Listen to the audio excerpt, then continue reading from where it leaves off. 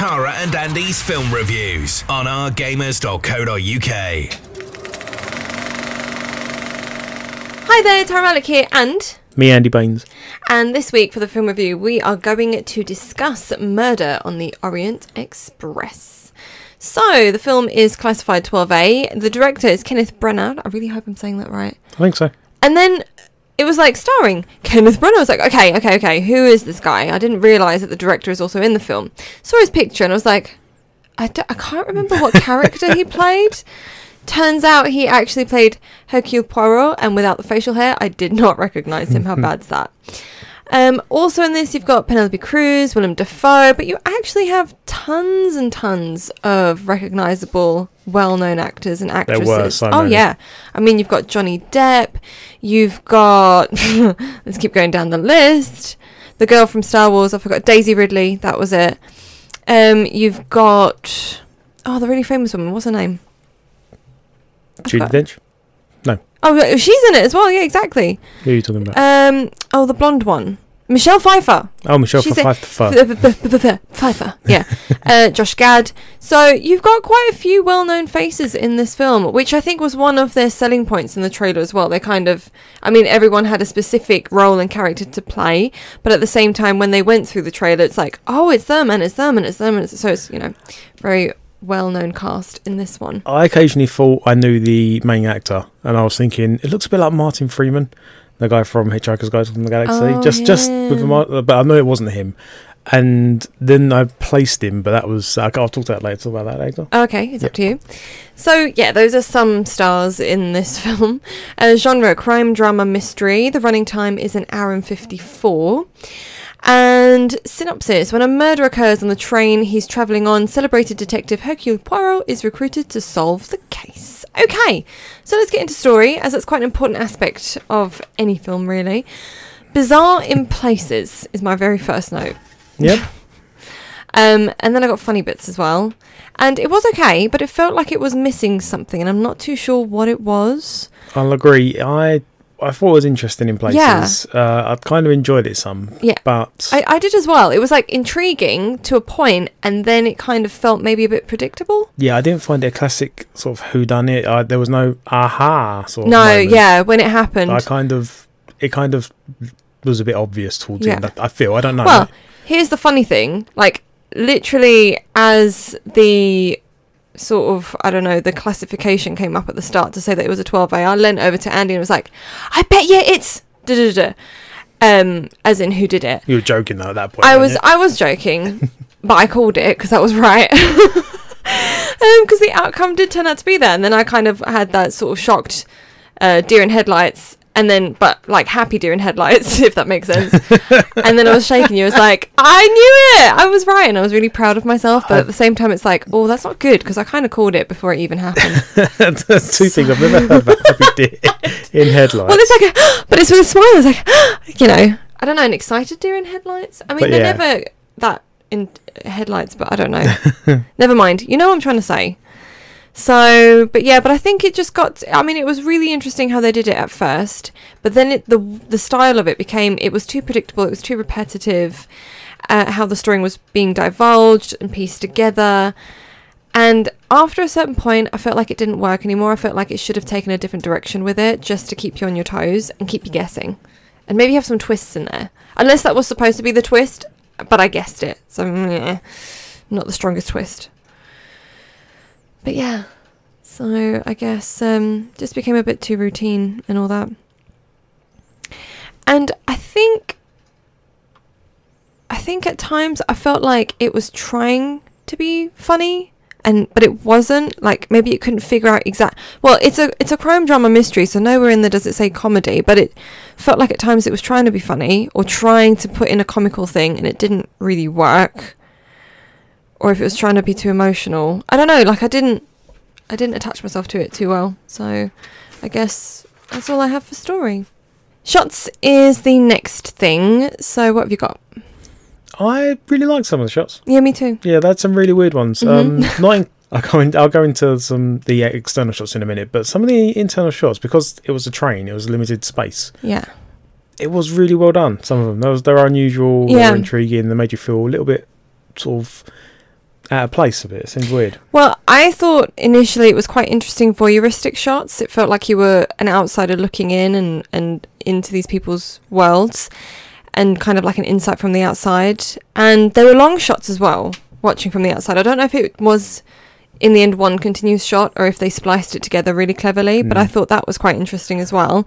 And they did a bird's eye sort of shot a lot, so looking down into their world again and onto the characters, observing what's going on, I guess trying to that's deduce what I was it yourself. about intriguing. It's the same ones I was thinking of. So I quite like that, and you were right, because obviously there is a limited amount of space in these carriages and stuff, so you could see the whole thing from just doing that. So You had some really great trains from outside, as you say, bird's eye, but there was also there was a simple shot where it was just down the corridor of the train, and as trees or whatever were going by, the light was changing completely, and it was only there for a few seconds, but stuff like that was really sort of setting the scene.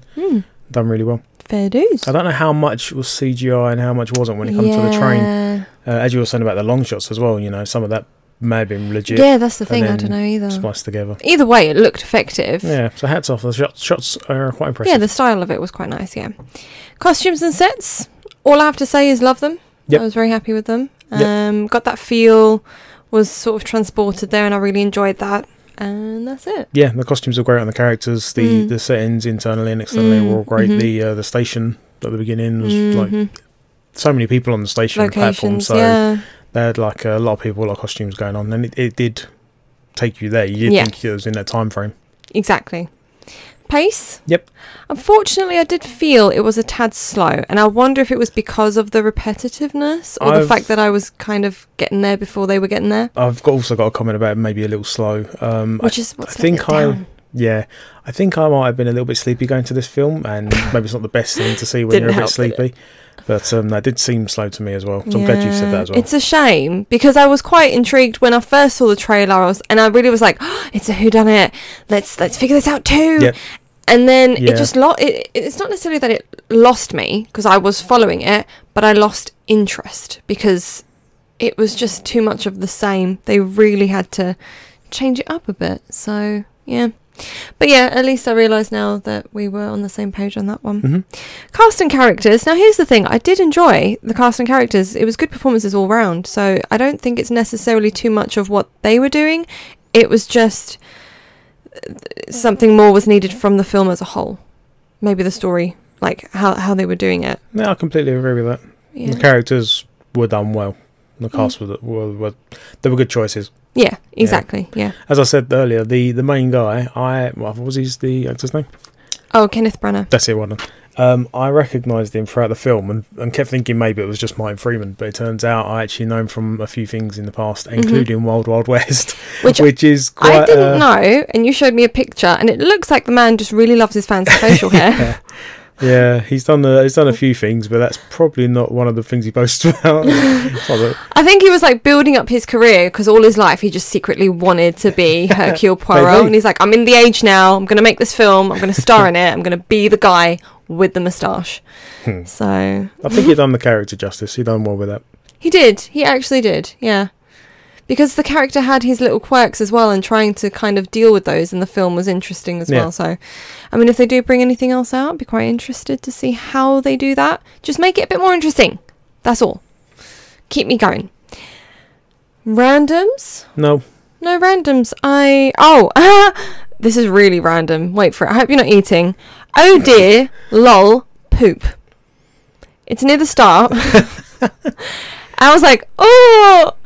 And then he had to go and do something, which made it even worse. And I was like, oh! So, but he had to, because he's got, like, issues. So, yeah.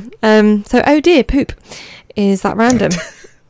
Probably the weirdest random we've ever had. I think it is the weirdest. I think I should have stuck to horses, really, shouldn't I? That was my thing before. Anyway, rate. I'm a bit stuck. Do you want to know the rating it has gotten before we get into house? No. It got 6.8. I'm a little bit confused. Yeah, because I wouldn't have rated it that high. I was between a 5 and a 6, and I'm really, really, really stuck. I would probably recommend this film to my folks and stuff. Yeah. I wouldn't really recommend it tremendously to many people. I'm like 5.5. I'll just go in between. I'm going to go for 5. You can go for 5 or 6 then. Yeah. Well, 5.5. I'm really struggling. No, don't be awkward. I can't program in 5.5. No. Okay. I would just go 6. Okay. But it's like literally about Reluctant. to drop into the 5s. A reluctant 6. Yeah, very reluctant 6. I'm being nice right now. I've had a power nap. But anyway, yeah, that's kind of it for that film. So, bit of a disappointment. It's got interesting aspects to it, and the cast and characters, they are quirky and they are interesting, and the sets and costumes look amazing. I just feel like the plot got a bit too boring, and that's where it's letting itself down tremendously, especially if you're going to do a crime drama, a whodunit, and you want people, and a mystery. Like, I love a mystery. Who doesn't like a mystery? And you want to figure it out. I don't want to figure it out before it's even started. You know, that's not good. And I haven't read the books. I haven't seen the previous one. I didn't know anything about it. Okay, so it's not like I already knew the answer. There you go. Cool. Got that off my chest. Until next time. Bye. Bye. Thanks to Cineworld Festival Leisure Park Basildon for the best experience around.